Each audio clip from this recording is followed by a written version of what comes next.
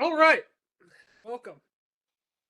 Okay, Parker. So my proposal today, very short, concise proposal, kind of bringing together a lot of the proverbs. I think it was what verses of the proverbs they were like 11 through 18 Yeah, of Denver. yeah, the last couple weeks. A lot of them kind of, a lot of those proverbs kind of hold this balance between the eternal reality and our mortal existence. There's this Yeah. tonos between the two, and Yeah. and a lot of what we've talked about for the last 3 months have been kind of converging on this whole balancing aspect. And so for my proposal today, I kind of wanted to, as opposed to just taking that convergence to our personal individual life, I kind of wanted to blow it up to the movement. And you might say challenge a lot of our attitudes. I don't have an answer to this question. That's why I'm proposing it, because I want to explore this idea with you. Right. So my proposal is Zion is a promise that is neither nostalgic nor utopic. True restoration theology is an incarnation theology. Okay. Okay. Well, I guess my first question to define what you mean by nostalgic and utopic. All right, let's go nostalgic first. Yeah.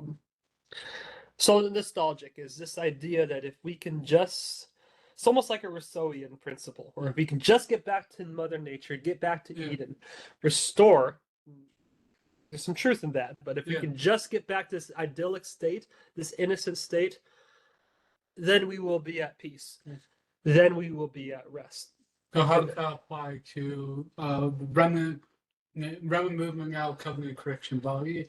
How have you been, or if you have seen it among us, how did we kind of long from the nostalgia? Well, I see more of the utopic, but let's go to nostalgia first, because there are echoes of that amongst us. The propensity for nostalgia. Well, let me explain it with a little bit with kind of in the political sphere. Okay. So conservatives, to traditional. If we can just get back to the 1950s, we are back before World War II when women didn't have the job and it didn't, dilute the wages, or we can just get back to the Holy Roman Empire. Think about the Roman Empire all the time. We kind of, first off, that's not how it works. Like we actually, we're so far away from the 1950s, even the Roman Empire, or an antediluvian golden era. Trying to make that work right now is a mere fantasy. And so a lot of nostalgia for the past, to get back into the past so we can just relive back there, a lot of it is not realistic, because a lot of it is fantasy. And too often that fantasy kind of turns into almost a Gnostic nostalgia, where I just need to, a lot of it is I need to escape my present situation, the lot that has been given to me in this life, which is, well, a lot of what those last 10 proverbs we talked about with Denver are discussing, is about the here-ness, now-ness to your life. You are plopped here. Deal with it. What are you going to do about it? How are you going to bring heaven on earth? Too much of this nostalgia, even though the nostalgia is good, because we do believe in the restoration as covenant Christians, that there was a sort of golden era, perhaps before recorded history, with the religion of the fathers. But we just don't simply get to transplant that back and bring it to the present. It doesn't work that way. Am I making sense of that nostalgia? And how does that make sense? How it bleeds into a Gnostic, a Gnostic impulse, or a Gnostic fantasy? We see that culturally right now, because especially in the realm of entertainment, because we're not making new stories anymore. We're just remaking, rebooting, equalizing, or making stories about the 80s with 80s. Like we want to go back to a time, I think, when we felt safer, the world felt kind of a little bit more magical. But then, I don't think a place not tainted by our sin or by our manipulation. That's the tenet of Rousseauian doctrine in his book Amelia, where he talks about the way to educate a kid is to just throw them in Mother Nature, throw them in nature, because nature is perfect, and he has this idea of the noble savage. Oh, yeah, no. Or if you can just get back without the infiltration of culture and society, we can just be hippies on a commune, then Zion will come, and that's the idea of Zion. Is it's gonna we're hippies on a commune, getting back to Mother Nature, and well, we can see how that's problematic. Yeah. There's a lot of that doesn't account for our sin, doesn't account for our fallen nature. I haven't thought, but first we need to talk about the utopic. Okay. desire. The utopic desire, and okay, so that politically, that would be. I'll go with political first. That's kind of like the leftist notion, the progressive, the surveillance capitalist, you know, corporate capitalism, the transhumanist. If we can just, and it parallels with the Rousseauian doctrine, because if we can just change the malleable state of human mind through adding technology to technological implementation, through this Marxism of industry. I say Marxism, the idea of Marxism is that industry will bring about capitalism, which will collapse and bring about the violent revolution to this scientific materialism. So if we can just get our technology right, if we can upload our consciousness into the clouds, or harvest enough organs and stem cells so we can have immortality, is what Putin and Chinese president were talking about, we will have our utopia. Now I'm saying we're not that extreme. But the idea of magic, when I say magic is technology, technocratic. So magic and techne they operate on the same ethical principle. Magic, if I just get the formula right, if I invoke the proper demons in my little satanic circle, or proper daemons, whatever circle, to get the gods to help me, I will be fertile, I will have my crops grow, I will have utopia, prosperity. Perhaps in our hold on. So technology is the same, operates on the same ethical principle. If we can just get the right engineering, get the right microchip, train our AI properly, we will usher in the age of utopia, and all human suffering, all material needs will be met, and we will realize this heavenly utopic vision. So that's kind of the difference between utopia and nostalgia. Right.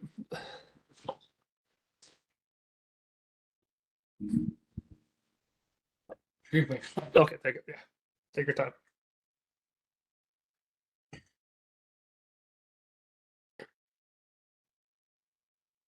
No, in our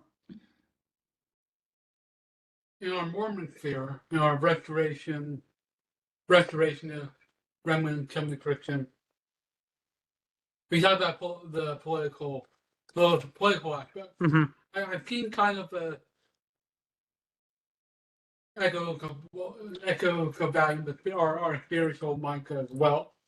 Like when nostalgia is if we can just get back to practicing Messianic Judaism. Or I don't know, Messianic Judaism. Or we celebrate the high holidays, the Jewish holidays, instead of our pagan Gentile holidays, where we need to call God Jehovah and Yeshua, or on the utopic side. We just need, all that needs to be done is we just need to be willing to live together. God is just waiting for people to be willing to get together, live on the same property, and somehow magically Zion will form. I don't think neither one has worked out very well. So your proposal, your answer to the incarnational. What do you mean by that? Nostalgic, and how would you define incarnational, as opposed to the nostalgic and utopic principle of taking something, like taking the past and transplanting it here, or using the right technology or magic or deep Yeah. payment and manipulating it here. How is the incarnational way of life? Yeah. So incarnation, in contrast to, you might say, nostalgia, which I said to bring the past to the present, but it's more like I'm going to escape into the past. Yeah. It's more like I'm going back into the past. Right. I'm going back into my fantasy of Eden. Mm. Incarnation theology is the Word made flesh. So the incarnation in the broader Christian world, we aren't really familiar with this term in Mormon circles. Incarnation is the idea that the Logos, Jesus Christ, God, the second hypostasis yeah, of God, the Spirit of God, came and took up his abode with us. So all of the heavenly principle, all of the heavenly idea, you might say, the Platonic form of perfection, found residence, made manifested in the flesh, in Jesus Christ. And the idea between incarnation theology is that the perfect God of heaven actually dwelt among fallen humanity. not like to dwell among them, but dwell as. Dwelt as them. Yeah. In the here and nowness of our fallen condition. In the plain and simple, you could say, Denver talks about the announcement of Christ's birth, and how it was, celebrated among shepherds, but also celebrated by two hysterical women, Mary and Elizabeth, and what's his name, John the Baptizer is leaping in the womb. Yeah. And that's incarnation right there. It's not like this grand triumphant utopic, oh, the heavens are open and Jesus Christ has arrived. You would expect a lot more fanfare, but it was very intimate, very in the living lives of ordinary people. That's part of incarnation theology. Incarnation is joining the perfection of heaven to the present moment, taking full account. Does that make sense? Yeah. Okay. So, in other words, you may say that incarnation theology might be when we recognize Earth as an icon of heaven. Yes, Earth, or our lives as a potential icon of heaven, and we're in this process of making our lives through Christ Jesus into that very icon of heaven. And it takes, unlike nostalgia. So the problem with nostalgia and utopianism is it doesn't take account for the devil within, Satan within your own heart. It doesn't bind Satan within. Incarnation theology brings the weight of responsibility. It changes the playing field, you might say, the arena of participation, or the arena of salvation, of being realized in some utopic future where we all come to Tent City and we hold hands and sing Kumbaya. That's kind of and we have Zion. That's a kind of a culmination of nostalgia and utopianism in some post-apocalyptic scenario where we all bring our food storages together. No, what incarnation theology does is it takes that, it makes Zion has to be realized in the heart of every individual soul, meaning the line dividing good and evil doesn't cut between political divides, doesn't cut between religious people, Mormons, Covenant Christians, Orthodox Christians, or all the various Protestant sects, but it cuts to the heart of every individual soul. And you have to, and when I say soul, I don't mean your material body, but I mean soul as in, and that's another idea of what is the soul. It's soul is the spirit in the body. That's your heavenly identity, being reconciled with your earthly. Parker, you're born to two parents and you came from Utah, now you live in North Idaho, and you live this very life in this geographical location. That is your soul. Your soul is the bringing together of your ka, what Denver talks about is the ka. We talked about praying, and your earthly identity brought together as one. And so when you so incarnation theology is taking that into account and living. It brings it brings binding of Satan not just in your material body, but in the life that you live. And so that means me and you, me and how I interact with you, or and my wife and the people in my lived experience, not floating orbs on the internet, not intellectual arguments with people on Twitter or these various forums, but in the here-ness, now-ness of my lived existence. That is where my soul is to be found, and that is the soul that needs to be purged, needs to realize Zion. I'm thinking. Mm-hmm. It seems like the utopic and the nostalgic Mm-hmm. all have to do all have to do with us. Like it's almost like we're trying, like a very Tower of Babel type of mentality. If we can just get the right formula, the right condition, the right Material condition, formulaic. It all relies on us. Mhm. Like we're trying to control and manipulate it by our own power. Whereas incarnational theology seems to be in reaction to the divine. In co-participation or cooperation. Glossary on grace talks about we need to come into cooperation with God, co-participation. Okay, I'm going to read you a quote from Ethic on Beauty. Okay, let's hear. About the creation. Okay, so there's a lot of like John Vervaeke, like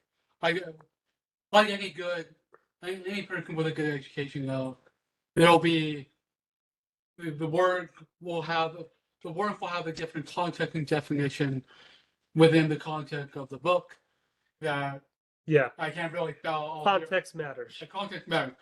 So when I get the quote there, the like beauty has a specific definition. Mm-hmm. You know, I know. We share context. Yeah. Our listeners might not, but we'll let them scratch their heads over the context. Yeah. So this involves how creation actually was out of ex nihilo, out of nothing. Okay. Creation results from God self-emptying over the face of non-being. God appeared. He shined out as beauty. Mm-hmm. The beauty is so compelling that not even non-being can resist falling in love with it. Overcome with eros, non-being renounces itself, repents of its chaos and self-absorption, and arises into being. As it does so, it learns to behave like the one it loves behave, full of self-emptying goodness for everything around it. Thus, everything that exists is marked by a cruciform love.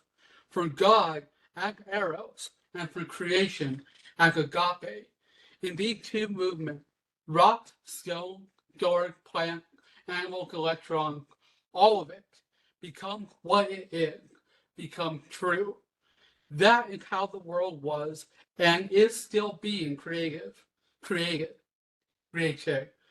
And that's the path that anyone who wishes to be born again, as John 3:3 says, will also have to follow. Mm-hmm.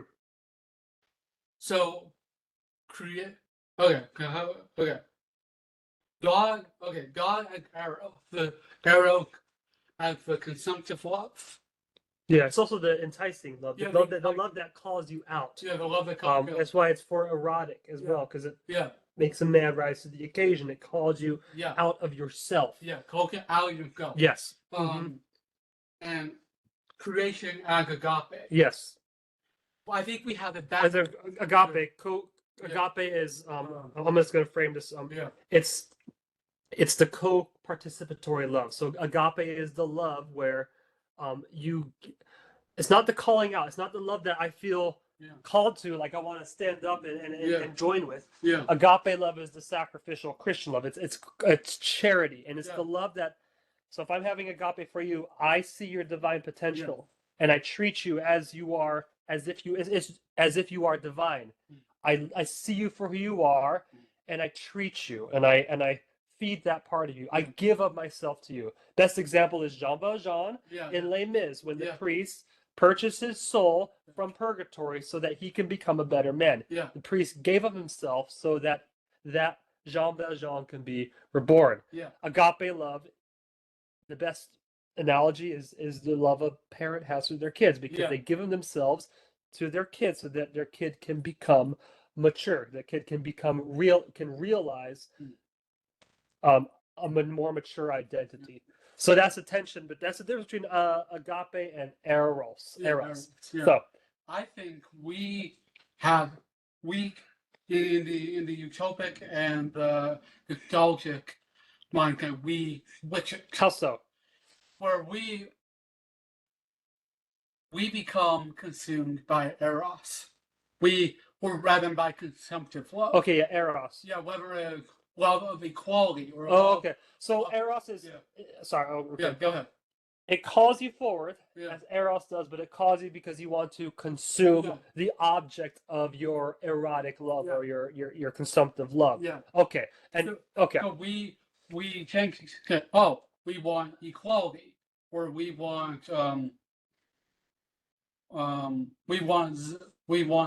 We want safety from the world. We want social justice. We want all these good things, but because we are filled with this erotic love, that's all we can think of, and become.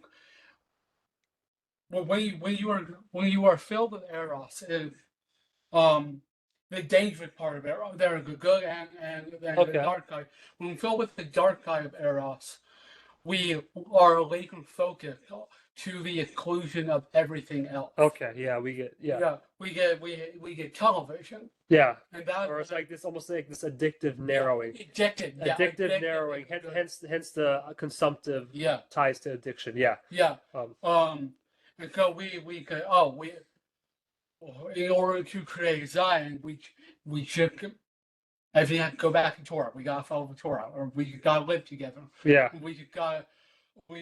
gotta argue about the statement of principles. Argue about, or we have to be kind to gay people and like one of that, or ideology becomes our theology. Okay, because we've allowed a principle. You might say a Platonic form. As opposed to entering into an agapic or co-participation with that Platonic form or that idea, that ideology.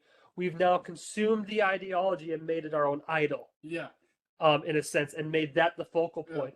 And we've lost the forest for the tree. To co-op demonstrate, we want to become one mind first before becoming heart. Left hemispheric, fixation. Okay. It's God that eros. It's God that calls that erotic consumptive love to himself. That all consuming. But he's also agape. Let me. He's also agape. Let me pull it. Okay. See, the beauty that go compelled that even young being can fall in love, overcome with eros. Okay. Initially it starts out with eros. Not being renounced itself, repent of the chaos and self-absorption and arise into being. I could just go. Go slow. Repent. Okay. Overcome with eros, non-being or chaos, or unorganized, or matter unorganized, for example, initiative. Non-being renounces itself, repent of the chaos and self-absorption, and arises into being. As it does go. Okay. Okay, I'm gonna have to amend my statement. Akadogo, it learned to behave as the one it loved behave, full of self-emptying goodness for everything around it. Thus, everything that it did is marked by a by a crucial mark for God as eros, and for all creation as agape. In these two movements, rock, stone, everything, all of it becomes what it is, becomes true. Go listen to, okay, in my statement, it's a chiasm. Okay. Yeah. God, as agape, comes down into being. We, as eros, want to consume it. Want to. We need to consume it because we are nothing without it. We are nothing. We want to become we like have God. we have to hunger and thirst for it. Yeah. But we can't stay there, which I feel like the problem we're seeing is we want what could go bad, but we become so fixated on what we on the particular thing. So I see I kind of see where you're going with this. It's the person who is saved. So the person who is struggling with an addiction, say it's pornography or alcohol or gambling or something, and then the LDS Church, because of they got a good alcohol program, and the LDS Church has a lot of good programs, saves him from that. And now they feel like they owe their life to the LDS Church or Alcohol Anonymous. And that now becomes the lens by which they view all of reality. Is their AA program or their LDS Church recovery program. And so that's the eros, because they need the LDS Church to sustain them, to keep them afloat. However, that should only be the start of their journey. Is them getting saved from the despair of addiction. There is more up the mountain, you might say, that they need to ascend to. But their fixation on that is just a fixation on the particular. Or it could be what got me out of the LDS Church was seeing the corruption, and Denver did a great job of articulating, and he cut the LDS Church down to the knees by explaining its corrupted practices. And so now what happens in the movement is a lot of people join the remnant movement because they were taken out of the LDS Church on a narrative, a lower narrative of counter-revolutionary, counter-cultural to the LDS bad LDS Church. They're the top dog and they're bad, and so now we get to counter against them. And they chose to stay at that little narrative that got them out of the box, but they've never actually been, like Abraham, seekers of greater righteousness. And that's the shit. That we rise out of the chaos, we rise out of non-being, and we must become like the prototype of man, be exactly like he is, which is agape. So we arrive in the paradox. It's the contradiction. We are taken by God out of non-being, so that, like God, we can empty ourselves. Okay. Can I pitch back after that? I want to frame this for our listeners into a narrative, an image. So back here I have a cosmic image of everything. It's an image of the mountain of God or the Garden of Eden. It's the image of the narrative of our life. It's dry land coming out of the waters of chaos. And so at the bottom, and I'll share an image, or maybe Chris will help me share an image for our viewers of the cosmic image of everything, because he's our scribe and that's his job. Thank you, Chris. Oh, let me make you presenter, Chris. Let me see. Oh wait, how do I do this? Can you just present? Possibly. Hold on.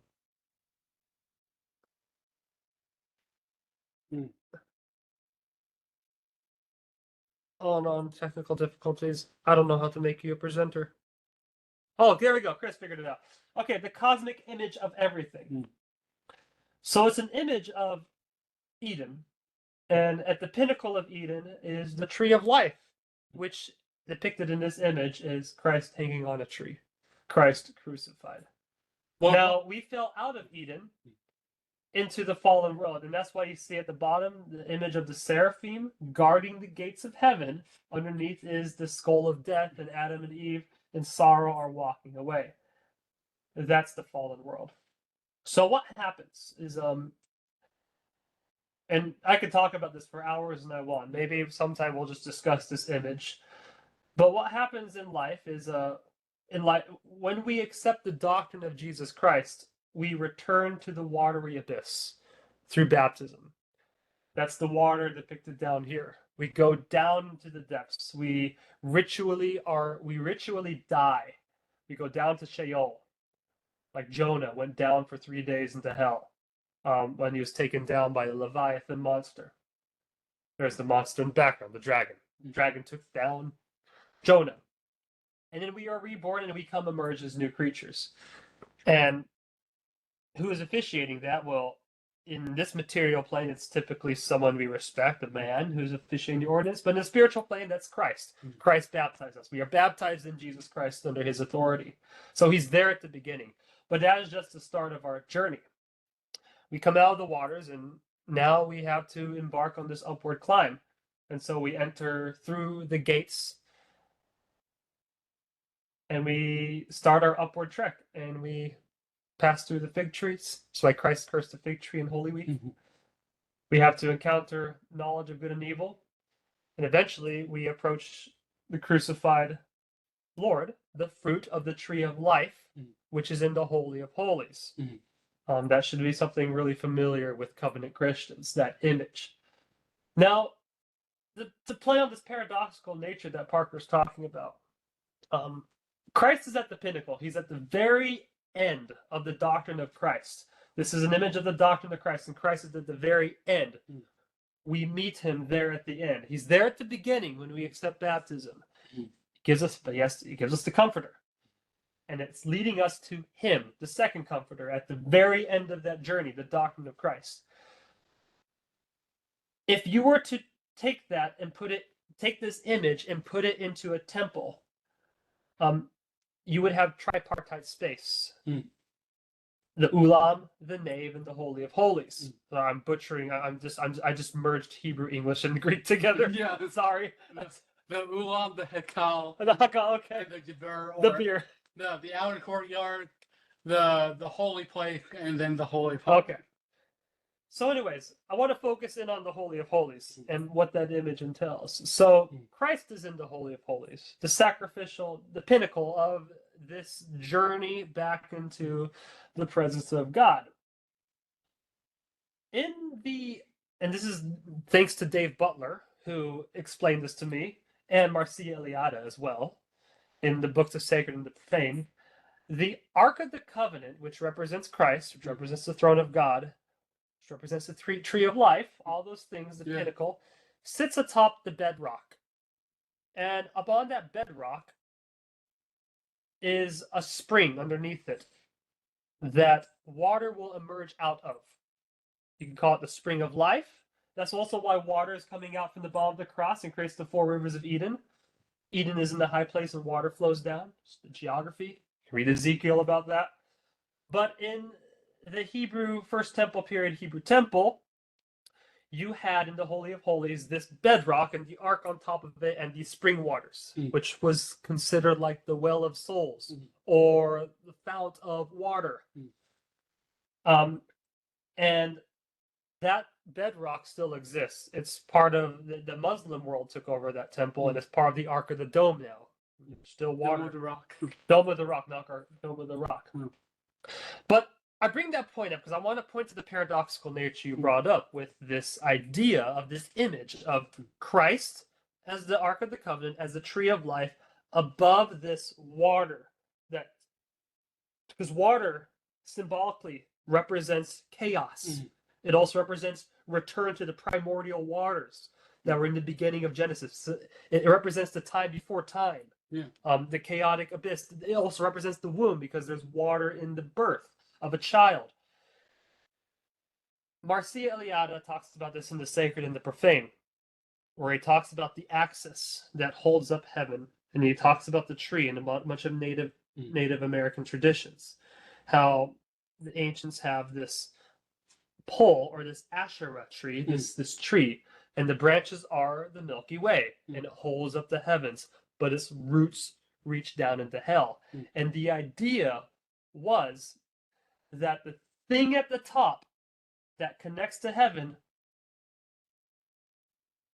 also connects to the depths of hell. This bedrock, this mountain that you see protruding out of the waters of chaos, this little island, is the same bedrock that protrudes down and is also the pillars of creation. So it goes all the way down to the bottom of hell. And it has this totality. The rock of eternity that is described in Moses stretches from the highest heavens to the lowest of lows. And so, two things there. Paradoxically, as you approach Christ, the tree of life, you are also in danger of falling into the depths of hell. Hence the straight is the gate and narrow is the way that leads into life, but broad is the way and leads into destruction. You can easily fall off into the abyss and go back down to the depths of hell, because that's the structure. And paradoxically, the sacrificial aspect. So the fact that the tree of life is also paradoxically, which it talks about in the ethics of beauty, Christ hung on a tree. Life and death are brought together in Christ. It is paradoxical. The thing that brings you to heaven is also the very thing that sustains creation. It's all in, You can hear like the bottom is gold atom, death. Yes. But the tree of life is also death and suffering. But it's also life. But it's paradoxical. But it's the life. It's the life that sustains. Yeah. The sacrifice at the center of civilization, the center of the cosmos, which is Christ. The sacrificial death and resurrection is also the very thing that sustains all of creation. It is the rock of eternity. And so that's all paradoxical. So paradoxically, if you want to obtain to life, you have to die. He who tries to save his life will lose it. He who loses his life will find it. And die in the agapic sense, where you give your life to the cause, you give your life for the salvation of others. So, there we go. There's that image. So long tangent on the. Thank you, Chris, for pulling that up on the cosmic image of everything. The paradoxical nature of agapic love. Incarnation. So let's go back to incarnation theology. With all that, Okay. we've got not to be focused on particular,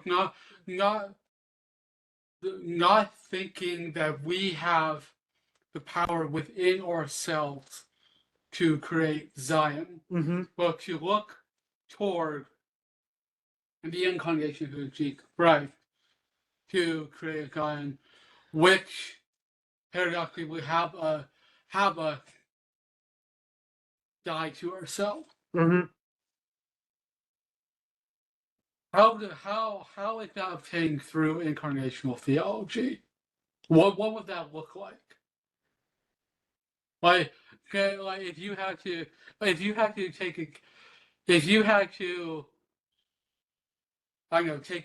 a crack at like, here's how I think God will be brought about using the theology. What would you say?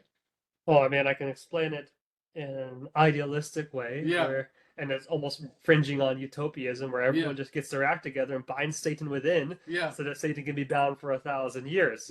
But that really is it. But that's a lot of work. But I think practically speaking, I think from my reading of the Covenant of Christ and and what I've read this morning on the glossary of Zion, it's the people that matter. It's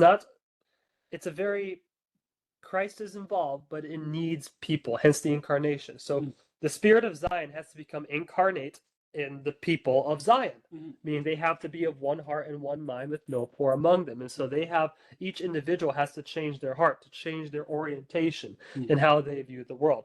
Denver also talks a lot about, you might say, the cognitive dispositions of people who will bring about Zion. They don't just do things. They don't just seek to understand the how of things. They are also they seek to understand. They have this clarity, no, alacrity to comprehend the why of what they're doing.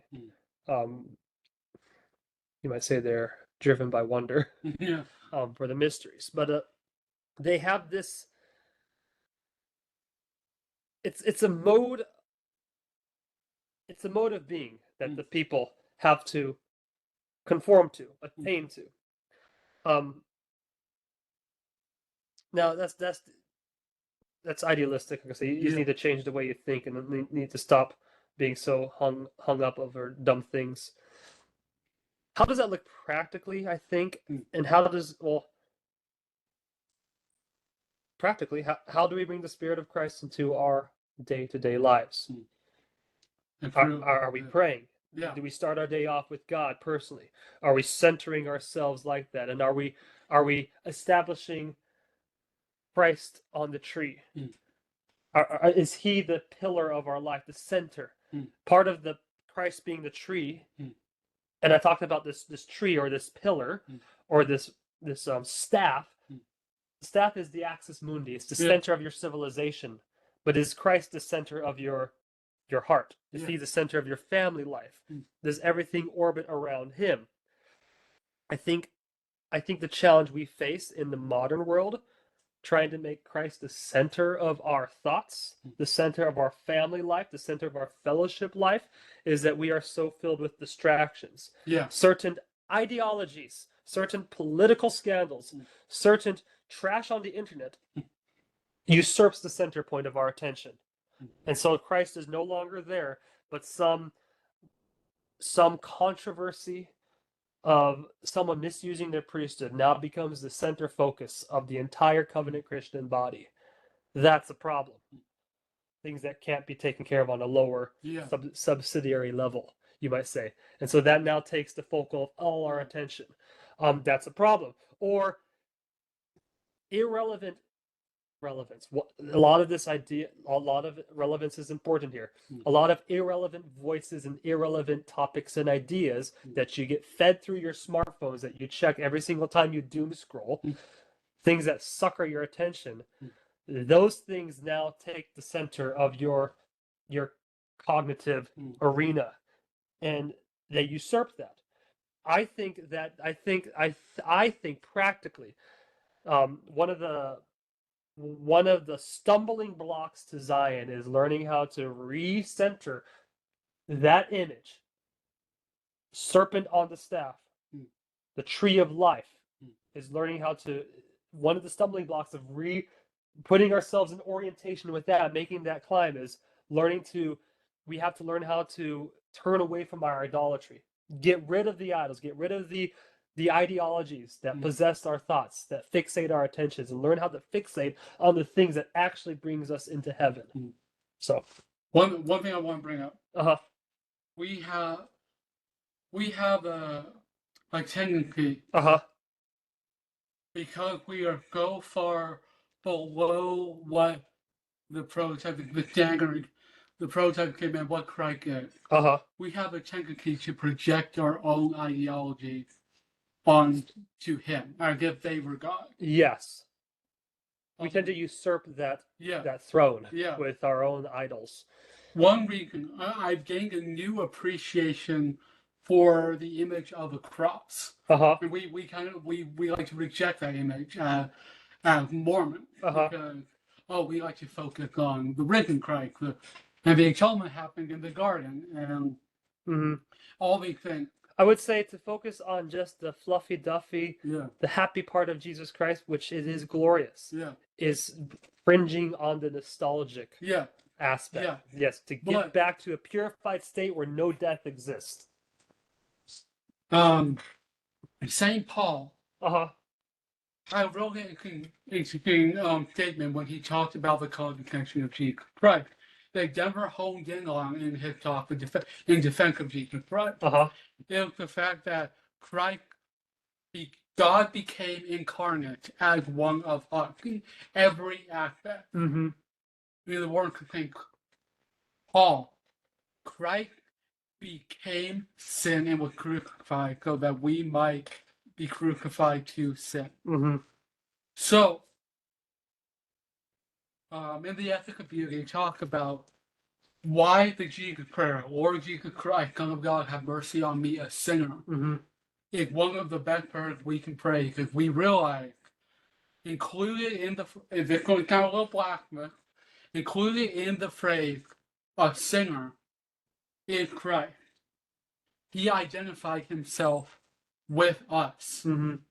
So this is, so our thought changed from God, don't punish me because you've got these arbitrary rules and regulations that if I transgress, I now deserve to be punished. But rather, you have mercy on me because you know what I'm going through. You know what you became one. You became us. Mm-hmm. You know. You are wise to wife necessary for our salvation. I never put good. Therefore, I can rely on Him to teach me to become as He is. Yeah, to Yes, co-participate. yeah. Yeah, cooperate. And by doing that, like have mercy on me, a sinner, I realize, oh, the struggle, the temptation, the hardship, the tragedy of life that I am experiencing, that Christ has experienced, my neighbor is also experiencing. Mm-hmm. So that prayer extends to my neighbor as well. We begin, and I wish I had a better grasp on the concept, but our mode of we become less by praying, by recognizing God within us, and we begin to see God within other people, and we begin to become less focused and less the paradox. We become less absorbed of our own sins and more concerned with showing mercy and the forgiveness and the salvation of others, thereby gaining salvation for ourselves. Does that make sense? No, Yeah. we tap into compassion. Yeah. You're not focused on your own Yeah. ego, but you've shifted the era of relevance Yeah. from me to other people, Yeah. and as a result, that purges your way of seeing the world. You're able to see the beauty in in the cosmos, in the creation. Yeah. You're able to see Christ in your neighbor, in Yeah. your family member. Does that make Yeah. So it's not just incarnate to To guide back. to tie back to the incarnation theology. When you have the Spirit of Christ possess you, Yeah. you are possessed by Christ's Spirit. And you're always possessed by a particular spirit, whether it's the spirit of your appetites of the flesh, like you want to eat a Twinkie, or you want to gratify your lust, or you want to succumb to your vain ambition. You're always governed by a spirit. So to be possessed by the Spirit of Christ is to incarnation. You make Christ incarnate through your particular life. Yeah. That, and to do that, it changes. So it's not just a formulaic. I got to get all my dots and my T's crossed and my dots dotted. I got to do the right formula or do the right call Jesus by the proper Yahovah or Yahweh or whatever, or do the Jewish get back to the rabbinical Judaism roots, which aren't really true Nephite roots, by the way. But it is about being possessed by the Spirit, and that changes the way you see reality. So it's changing you, but it's paradoxical because you have to give yourself up to obtain to that way of seeing. And we become like the Anti-Lehi who were praying for the people who were slaughtering them, or like the guy I can't remember who wrote Torture Through Christ.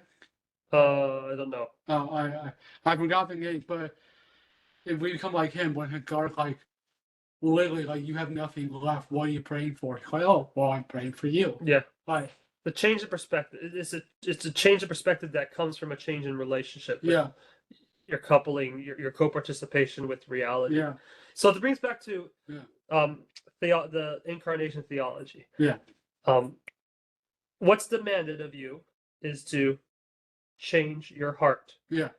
to Christ, to be of one heart. Why doesn't nostalgia gratify that, satisfy that? Change your heart. Yeah, how does nostalgia not satisfy your heart? Nostalgia, because nostalgia is a fantasy. Yeah, yeah. It's the complete opposite of incarnation. It's the complete opposite of dealing with the here-ness, now-ness, and the troubles that you are presented with in your day-to-day life. It's I can just go into my academic study and study about the antediluvian age. I'll be okay. I'll realize Zion. I just sit there and be a starry-eyed philosopher. Yeah. That's the danger. Yeah. Not saying all of that. Not saying it's not bad to be a starry-eyed philosopher and to understand the mysteries and the ancient lost traditions and truths of the antediluvian people and the religion of our fathers. But it's a danger when you neglect your ministry, the lot you've been given in your life here and now with the people that you are presented with, that you've been placed with. So that's why nostalgia is not Zion. It can't be. It will frustrate Zion because it's naive. Now utopic. Well, why is utopic not it? It's the Tower of Babel. Yeah. Pretty much. It's magical thinking, technocratic, transhuman mania, which takes on a religious fundamental garb. You just get the right doctrine, you're going to realize the utopia. That's not getting to the heart of changing the way we see reality, binding Satan within. So that's why I hold the two, nostalgia and utopia, and I think that they will both frustrate the work of Zion, and we have to, as covenant Christians, get back to the here-ness, now-ness, and living our religion, not talking about our religion, not typing on it as keyboard warriors on our online forums and our social media spaces, but actually living it. Yeah. Actually getting deep with it within our communities. Yeah. So that's and that's why I think Zion will not be a pure top-down thing where it's going to happen from some call out. Yeah. It's going to happen. It's going to be more grassroots, bottom up. Yeah. Fellowships will be actually seeking greater knowledge of how to live this lost religion of the Nephites in their own local communities. We'll be doing it in our lives. We'll be persuading each other. And if we can do that, and if we can change our lives in conformity with Christ, I actually think there is some promise there, because we'd be one in that process. So, I think, well, the answer could be answer to the prayer for covenant. Because you pray each time you partake of the sacrament that you may always come my spirit be with you. And what is my spirit? It's to love one another as I have loved you. Do my will, you will know my doctrine. You'll know that for there is no other way. I forgot the salvation to. Well, I know where. Let me pull up my scripture. TNT 157, 51.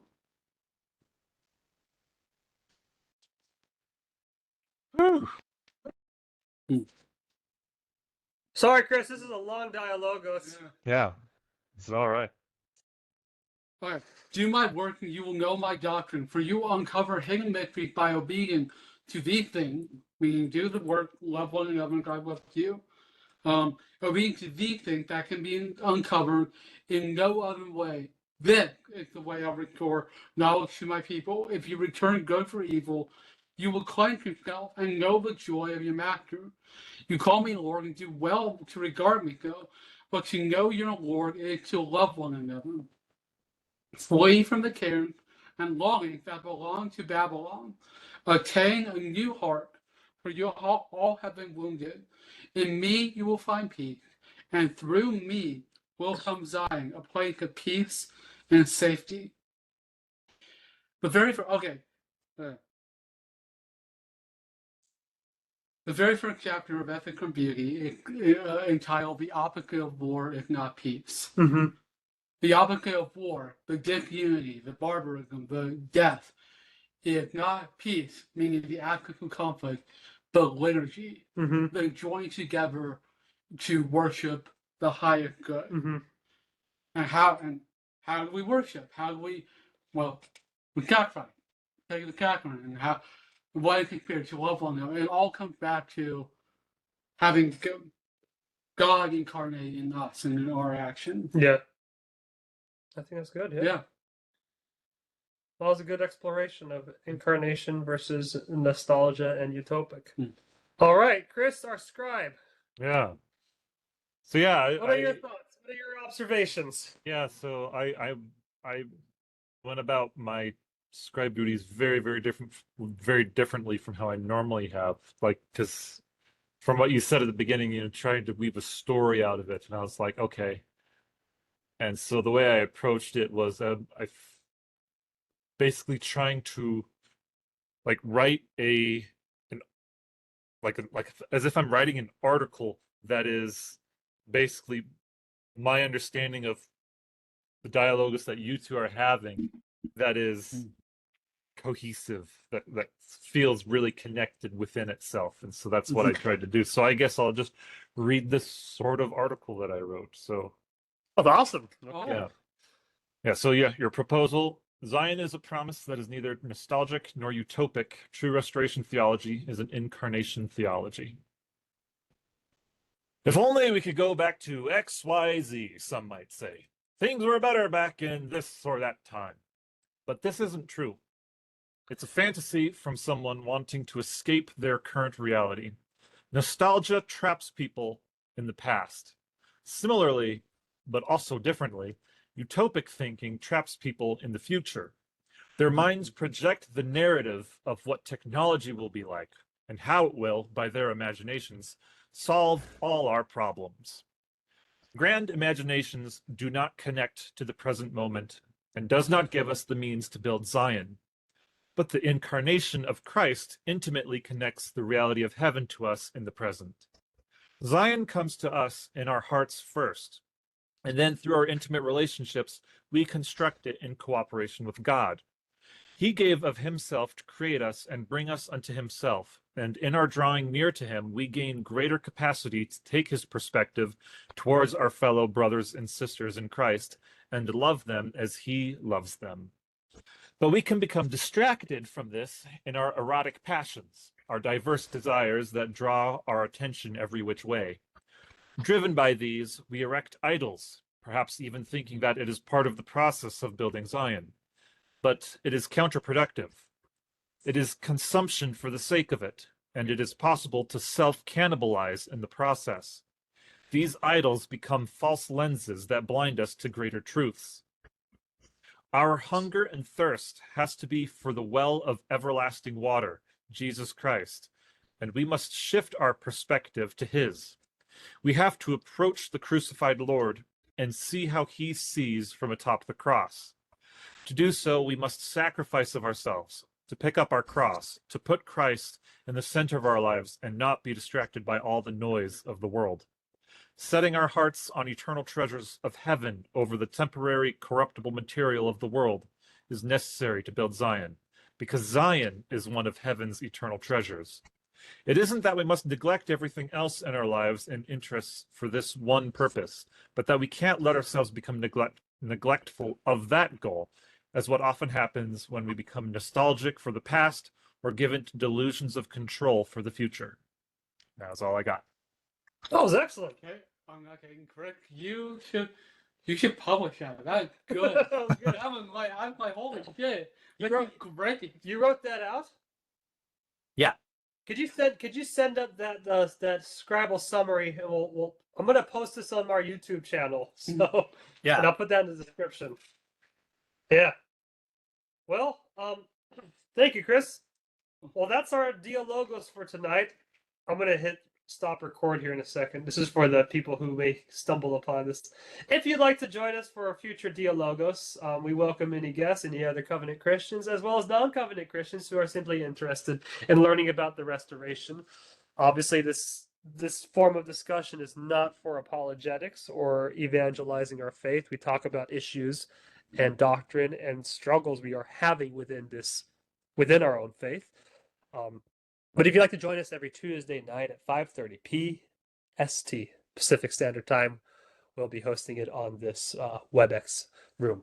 Thank you, and I hope to see you next time. Thank you, Chris. Thank you, Parker. It's been an absolute pleasure. Next time, Parker will be the proposer, and Chris will be the listener, and someone I might be the scribe, and if other people are here, they will follow in suit with the other roles. So, thank you, and goodbye.